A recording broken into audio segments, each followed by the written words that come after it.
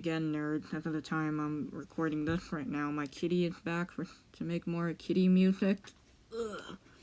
And, this is like recording this audio right after I recorded the audio for, as of right now, the previous video I just uploaded a few minutes ago of, the drawings I did for day 14 of Inktober. Recording this audio, I'm recording this audio right after having recorded that audio and uploaded that video, so hello again. Same day, same hour, everything. So anyway, here's another ref sheet drawing, or reference sheet drawing, or character design sheet, I guess you could call it. This time, as you can see in the title of the video and the blatant words at the top, written in a font I made.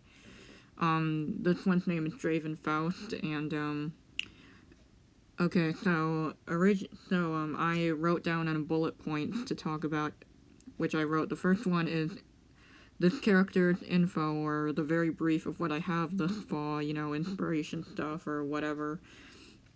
So, okay, name is sort of, the given name is, I'm not gonna lie, it was kind of inspired by, looking up goth names or something. I don't know if I'm gonna get any stuff from that alone, from admitting that, but still.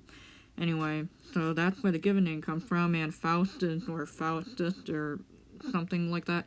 His name is, from a, I don't know, fictional or just legendary character who, according to, oh, I almost coughed, folklore and, in Europe somewhere, Germany or something, sold to the devil or something, and, darker themed stuff, inspiration. Anyway, I don't know what else to, about that, because I don't want to spoil anything, so,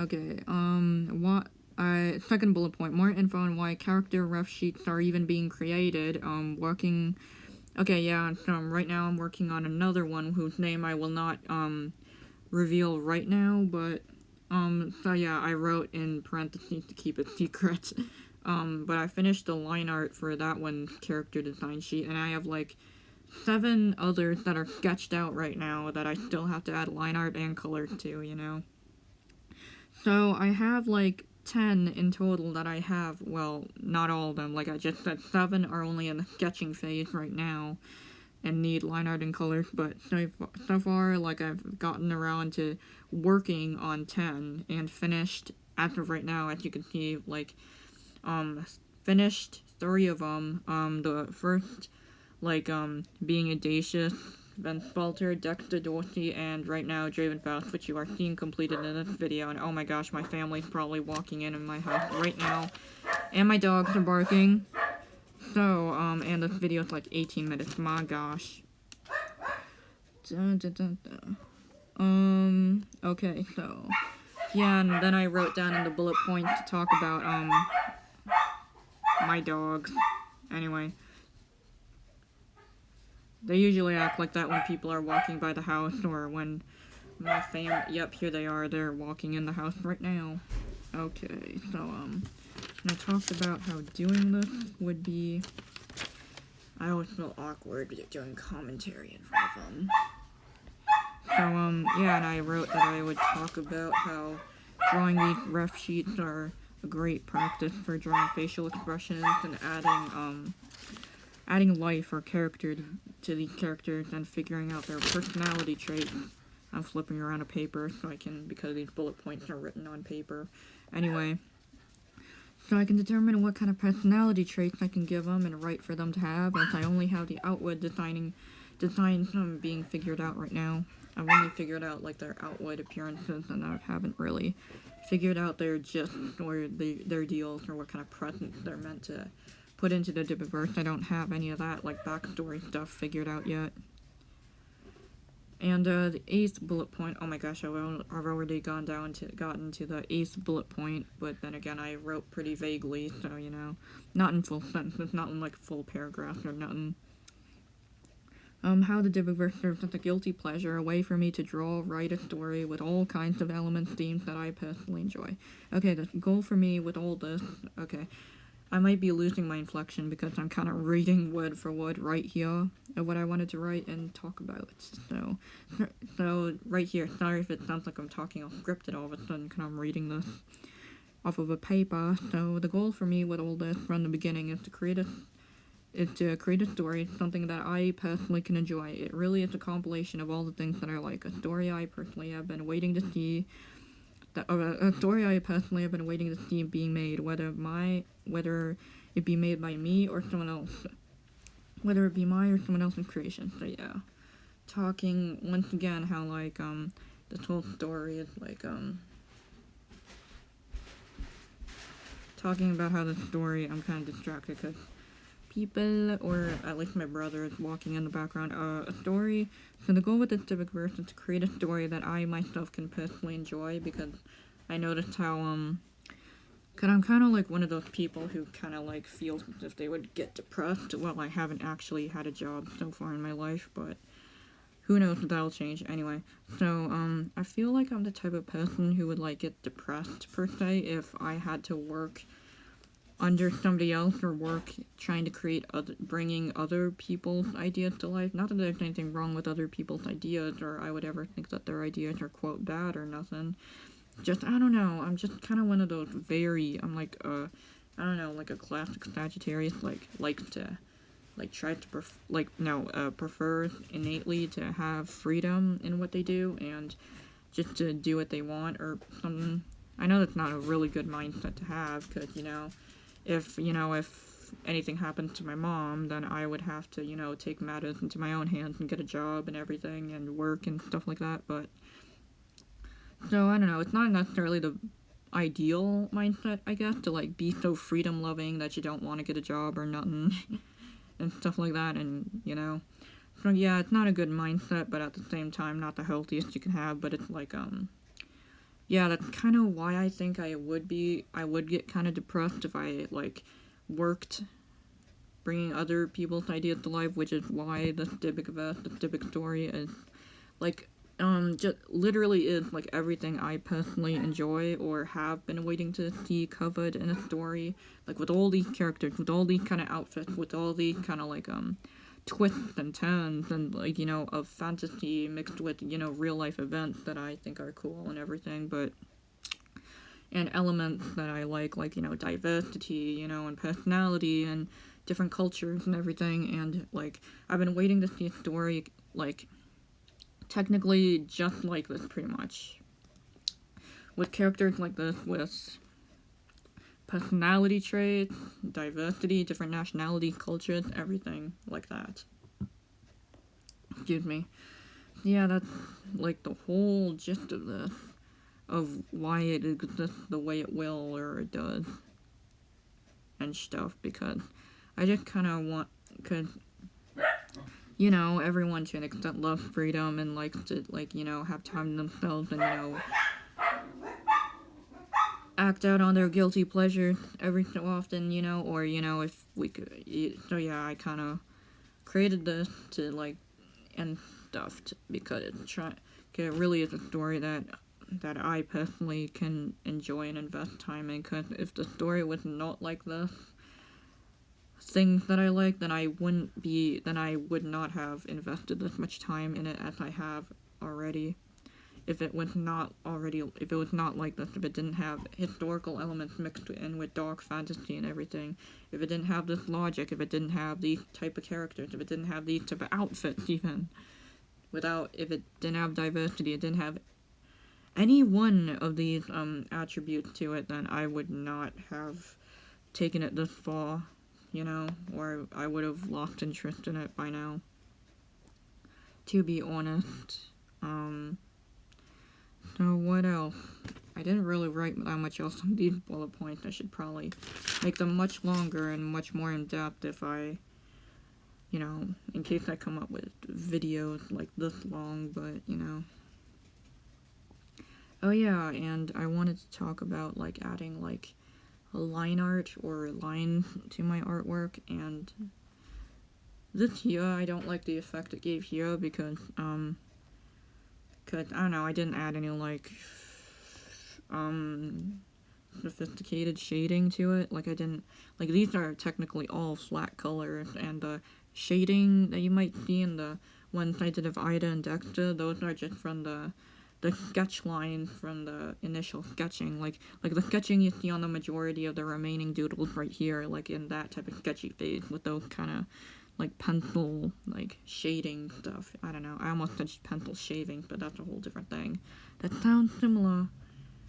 So yeah, these are technically, other than the underline sketches, or the, you know, like little shading amounts that you see in the sketching in the beginning phases, other than that, they technically are like flat colors, like no like sophisticated shading or anything.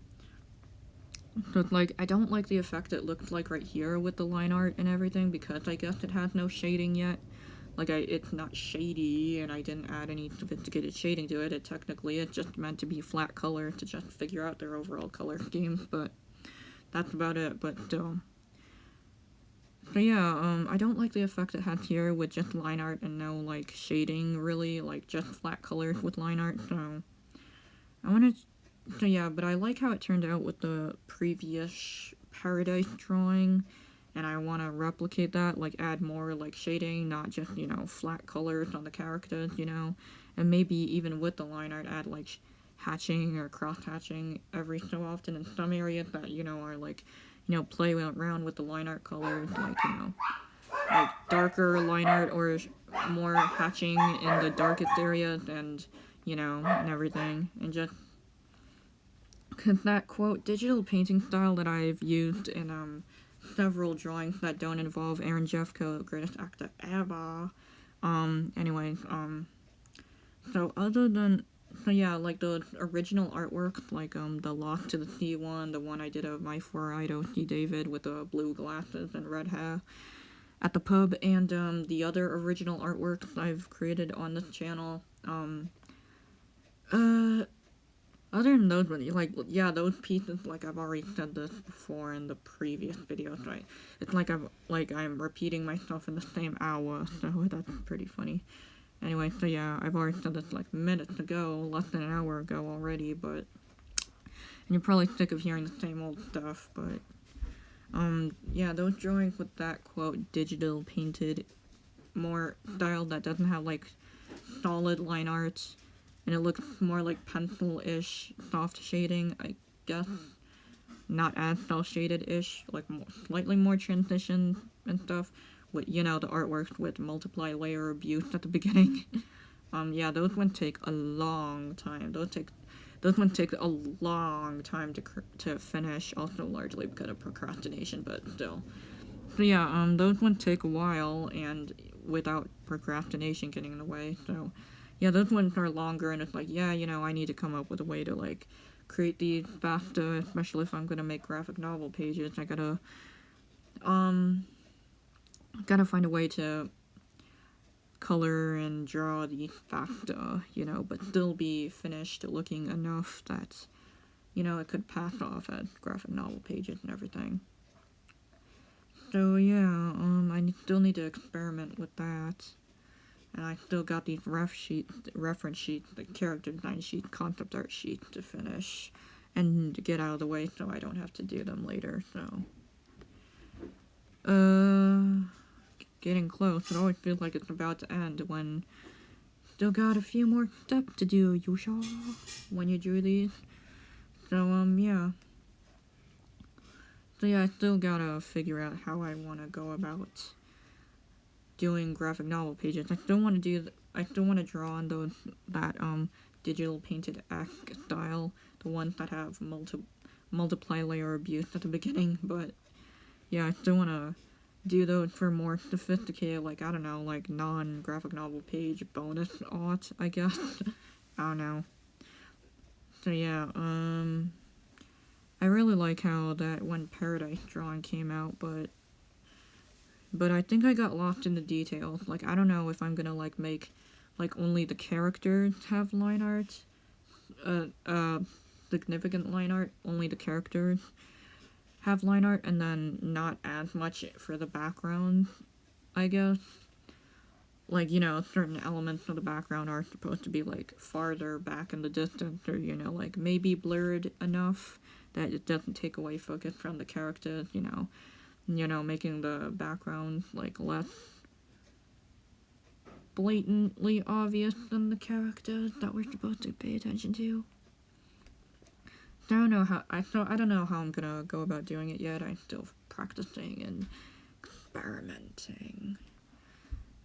Like, how I want to, like, color background and characters in the same image, especially for graphic novel pages where I want to incorporate more line art, because I'm actually really enjoying making pictures with line art, adding line art, so Kurt.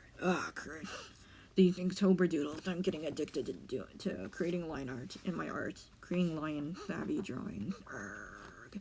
Anyway, no, yeah, I really want to, sorry, I'm kind of opening up a book so I can have some entertainment while I talk constantly in a short amount of time. And here's my dog. Papa said, oh, I don't even have to tell her to sit, and she already sits down because she's a good puppy. Oh, she's a good puppy. It's fun teasing her, you know. So, oh, she's so cute, she's so beautiful to boot. And she's making this commentary about, oh gosh.